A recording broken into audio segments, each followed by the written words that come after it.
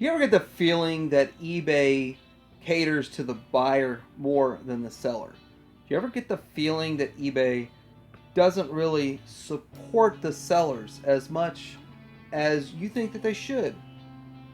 Well, welcome to Titanium Hanger. This is Mike, and I'm coming at you with a video talking about eBay buyers that are losers and scammers and don't deserve to even be on eBay or any platform that sells or any marketplace whatsoever. Now, if you're new to the channel, you might not know this, but I've already made a video talking about how to protect yourself as a buyer against the scammers, the seller scammers. And it seems like there's a whole lot less going on of that in our community these days. So hopefully my video helped that. But if you're new, like, subscribe, all that great stuff. And let's get into this. So I'm going to talk to you today about a brief history of my selling. And then I'm going to talk about kind of some of these issues that I'm coming across. I'm also going to talk about the seller mistakes. Now, this isn't a video how to scam a buyer. So if you clicked on this video thinking you might learn that, you're not going to learn that. You're going to learn that if you made a mistake, own up to it and fix that. So we're going to talk about that. And then we're going to talk about the scammers and how they actually are scamming as a buyer. And then I'm going to discuss very specific personal experiences that I've had and how to go through. And then I'm going to teach you how to protect yourself, because I really think that that's where it's all at. Well, what this video is about. So let's get into this. Brief history of myself. I've been collecting a lot of things. Toys, video games, just a ton of stuff I collect for 23 years. And a lot of the stuff I got at garage sales and pawn shops and just, as cheap as I can get it. But some of this stuff actually is worth a lot of money down the road. And I never really wanted to sell, but a buddy of mine was like, hey man, you've got a bunch of extra stuff you should go ahead and sell so you can fund your, this newer purchases. I know you're not wanting to buy this thing because it's $1,000. Well, you can sell a few of these things and have $1,000 to buy this. And I was like, well, that's interesting, but here's my concerns that I'm going to have these horror stories. He's like, well, I've had issues too, and they're not that bad, and there's ways to get around it. He was my mentor. Now, I'm okay to be your mentor. You leave some comment, you have a problem, whatever, I'll try to help you through it as best I can. I'm not a professional, I just tell you what I would do. But the thing is I was scared to get into that, like a lot of people are, and having somebody who's experienced in it for a little bit is helpful and makes you dip your toe in it, and you're like, oh yeah, great, I'm selling all this stuff. So I started selling, and then I realized that there are quite a few bad buyers out there. And it took me a little bit to learn that you can block them. Now, I have currently blocked 37 of these buyers. And the reason is because they're unreasonable. Or I'll even tell you some more stuff going on when we get into this. And I'm sorry, but if you're not going to be a reasonable person when we deal in a transaction, I never want to do business with you again. And personally, I feel eBay should have banned you, but eBay chose not to. I ban you from buying off my page. And I'm going to get into the first thing here. First of all, you have the losers. The losers are the people that choose not to pay. They will make an offer on your stuff, and it's usually the people that make an offer less than half of your asking price. And then they don't pay. Well, then you have to open a case. Now, I have my stuff set up. eBay automatically opens a case at the very first moment that it's time to open a case, which is 4 days. So 4 days after the auction ends, eBay automatically opens a case. I don't mess with it anymore. It's eBay's job. I pay them. Let them do it.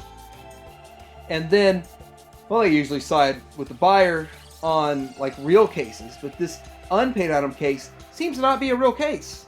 It seems to be a slap on the wrist to the buyer for not paying. They give them an additional 4 days, so that's a total of 8 days to pay.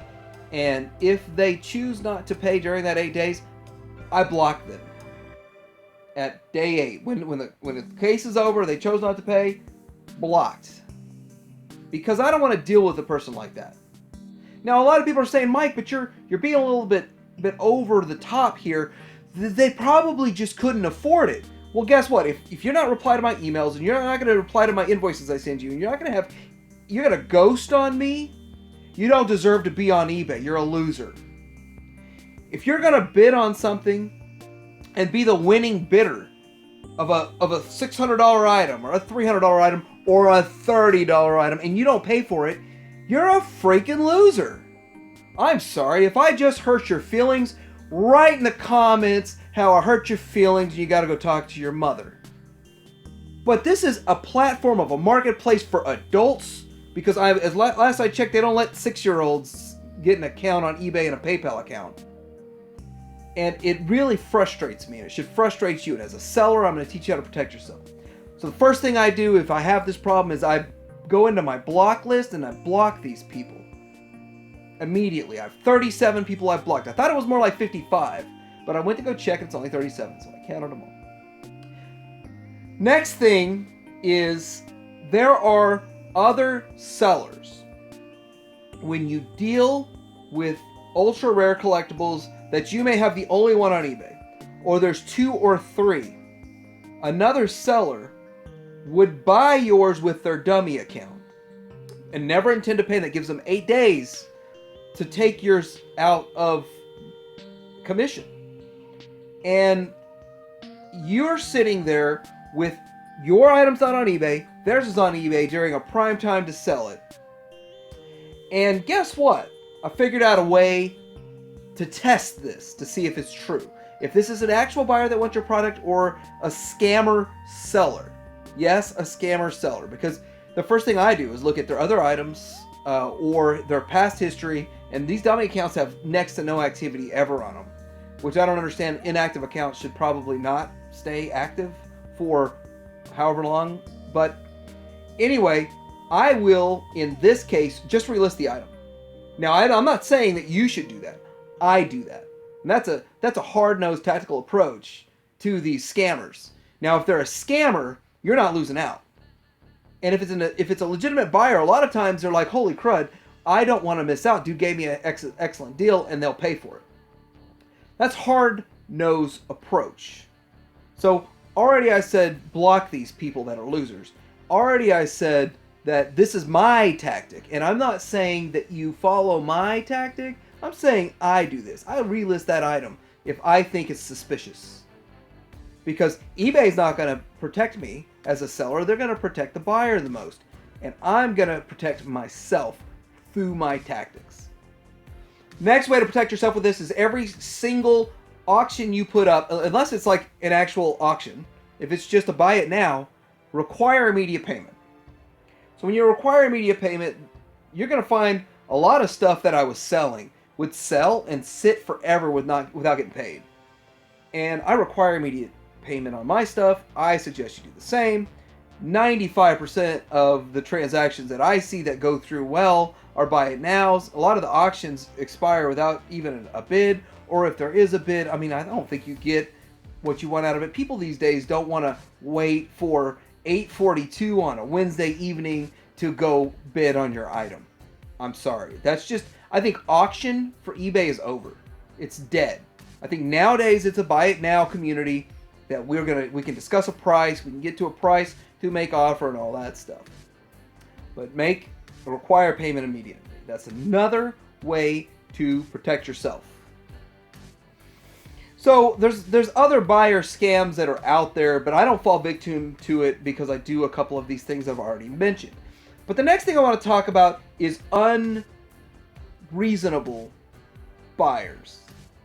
Buyers that you have done nothing wrong and they're complaining. Well, I'm going to tell you, if you're a seller and you made a mistake, own up to it. The first thing I'm going to say to any seller that makes a mistake, own up to it. If you had a bad description, you didn't take good enough pictures, like, you got to take a good picture and you need to describe your item. Now, I'm not saying it has to be perfect, but you need to do the best you can to your knowledge. And then you need to pack it well. If it's not packed well and it breaks during shipping, if you can't slam that package on the ground and not worry about it breaking, then you didn't pack it very well. I'm sorry. A lot of bubble wrap and a little bit bigger the box than you need to pack that well. Also, if you leave an item out, an accessory or a piece or a part that you pictured, you need to send that to them. I mean, you need to make it right. And then if you send the wrong item, I mean, obviously, you make a mistake as a seller, make it right to your buyer. Don't screw your buyer over. You need to make it right. And I always do. Now, I've had a lot of situations, a dozen situations, and I make it right. I suggest you do the same. Now, with that, I had an item. I actually bought several of these items on clearance at Kmart when they were clearancing it out. And then I had planned on doing other things with it down the road, but I realized the price skyrocketed to a ridiculous amount of like $150 for something I didn't pay $150 for. And I was like, well, I'll sell a few of them. And I sold a few of them. One of those came back, and the buyer said that he thought I opened it and resealed it. And I'm like, no, I bought it right off the store shelf. I bought a bunch of them. I have several. Here's a picture of all the ones I have. Here's a picture of how many of them have that quote-unquote double-taped problem, open resealed problem. They were opened at the factory and closed up for whatever reason, and there was another piece of identical factory tape on it that I can't go get at Walmart or Kmart or Target.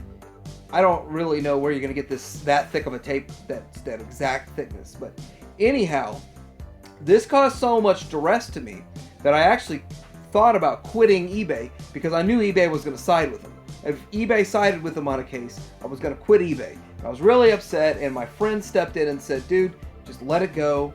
Give him what he wants. He wanted this guy $150. He made me an $80 offer, and then he tried to chew me out of another $15. I gotta say that it made me very upset, and it's based on principle, not just money, but principle. It made me upset, and that's when I started learning these rules, or even creating these rules to operate on eBay. And the other thing that I did was a bit spiteful. I opened up one and showed him and sent him a picture. Here's one that has the double tape issue. I opened it up, and here it is. And then I listed it on eBay, and it sold for $80 almost immediately. Almost immediately, because it's a $150 item. Anyhow, that whole situation left a bad taste in my mouth. But now, 37 people like that I've dealt with, blocked them. Can't do business with me again. So that's how you can protect yourself. So now I've heard of other scams. I've heard of scams where somebody buys something from you and then they say it's not working or it's not the same, it's not, doesn't match, and they send you back something else that's not yours. Or a defective product or something, like do a swap on you. I've heard about that scam. It's never happened to me before. So let's say the guy returned the item and opened it. Then he devalued it, and then there is a discussion on how much. You don't have to refund him the full amount. But I don't know much about that, so I'm just going to leave it with that. So to sum it all up, if you make a mistake, own up to it and take care of your buyer. If the buyer is a non-payer, make sure, just go ahead and set it up where it opens a case. Set up all your auctions to where it's immediate payment. Let eBay do their job and take care of that. I personally block anyone that doesn't pay on any of my auctions unless they've communicated to me. For me to block you, you gotta be a super duper uber loser. And I blocked 37 of these guys. Anyway, let me know what you think about this. Let me know what your experiences on eBay selling that are horror stories, because I want to hear them, because it will make me feel better about my horror stories. So I only shared one of those 37 with you. Like, subscribe, try to hear him, hang her out.